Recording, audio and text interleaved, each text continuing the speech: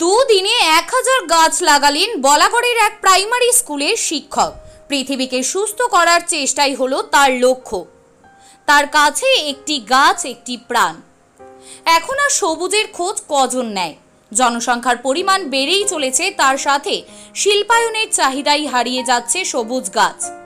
শক্তি চট্টোপাধ্যায়ের আমি দেখি কবিতাতে কবি বলেছিলেন, চোখ দেখতে চায় সবুজ। তিনি তার কবিতার মাধ্যমে বুঝিয়ে দিয়েছিলেন গাছ আমাদের জন্য কতটা উপকারী এবং প্রয়োজনীয়। সেই রকমই হুগলির বলাগড়ের কুটিরপাড়া প্রাইমারি স্কুলের এক শিক্ষক এগিয়ে এলেন পরিবেশকে সুন্দর করে গড়ে তুলতে, যার প্রিয় বন্ধু হলো সবুজ গাছ। হুগলির বলাগড় অঞ্চলটির গঙ্গার নদীর ভাঙন প্রবণ এলাকা, তাই সেখানে মাঝে মাঝেই নদীর ভাঙন দেখা যায়। তার সেই কথা মাথায় রেখে প্রকৃতিকে ধরে রাখতে তার সাধ্যমতো চেষ্টা করছেন এই প্রাইমারি স্কুলের শিক্ষক নয়ন কৃষ্ণ ঘোষ। দুদিনে তিনি 1000টি গাছ লাগিয়েছেন। সরকার তার নিজের প্রচেষ্টা চালাচ্ছেন, তার সঙ্গে তিনিও সাহায্যের হাত বাড়িয়ে দিলেন পরিবেশ রক্ষার দায়িত্বের জন্য। তার মতে একটি গাছ একটি প্রাণ, অর্থাৎ একটি পরিবারে যতগুলো মানুষ রয়েছেন প্রত্যেকে যদি তার সেই সংখ্যা অনুযায়ী গাছ লাগাতে পারেন, তাহলে প্রকৃতি আরও সুন্দর হয়ে উঠবে। গাছ হলো পৃথিবীর ফুসফুসের মতো। যদি একজন মানুষ একটিও গাছ লাগাতে পারে, তাহলে সেটাই হবে তার নিজস্ব অক্সিজেন সিলিন্ডার। মানুষের কাছে এই বার্তাই পৌঁছে দিতে চেয়েছেন শিক্ষক নয়ন কৃষ্ণ ঘোষ। স্কুলে পড়ানোর পাশাপাশি এটি হলো তার প্যাশন, তাই যখনই সুযোগ পান রাস্তায় ফাঁকা জায়গা পেলেই গাছ লাগিয়ে ফেলেন। সব সময় তার সঙ্গে গাড়িতে রাখেন গাছ। পৃথিবীকে সুস্থ করার প্রক্রিয়া যে গাছ লাগানো, সেটাই তিনি প্রতিনিয়ত করে যাচ্ছেন।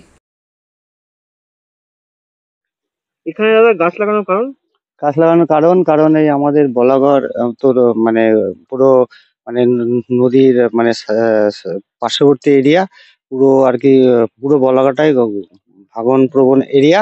তো আমার এলাকা, যে আমি চরকৃষ্ণবাটিতে বাড়ি, আমার চরকৃষ্ণবাটি এলাকার যে পার্শ্ববর্তী যে গঙ্গার ধার, সেগুলো প্রচন্ড ভাঙার কারণে তো সরকার তার বিভিন্নভাবে চেষ্টা চালাচ্ছে, কিন্তু আমি আমার ব্যক্তিগত উদ্যোগে পরিবেশ রক্ষার্থে এবং মানে এবং ভাঙন রোধের স্বার্থেই আমি আমার ব্যক্তিগতভাবে আমি প্রচেষ্টা চালিয়ে যাচ্ছি। কত গাছ লাগিয়েছেন?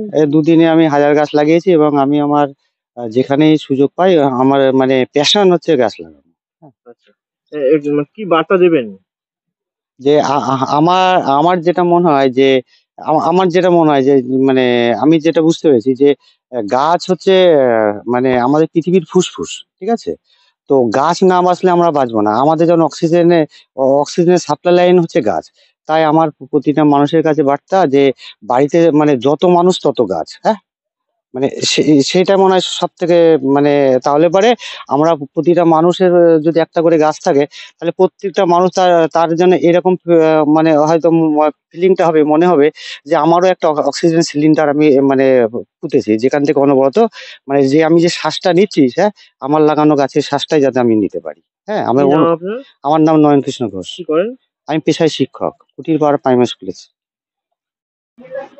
বলছি, আপনার স্কুলের একজন শিক্ষক যিনি দুদিন আগে 1000 গাছ লাগিয়েছেন, কি বলবেন এই বিষয়ে?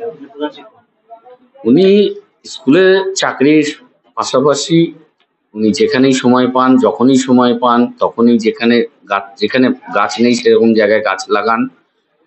বিভিন্ন সময় বিভিন্ন জায়গায় গাছ লাগিয়ে বেড়ান উনি। এই কদিন আগেও একদিন স্কুল ছুটি নিয়ে প্রায় 1000 গাছ লাগিয়েছেন উনি।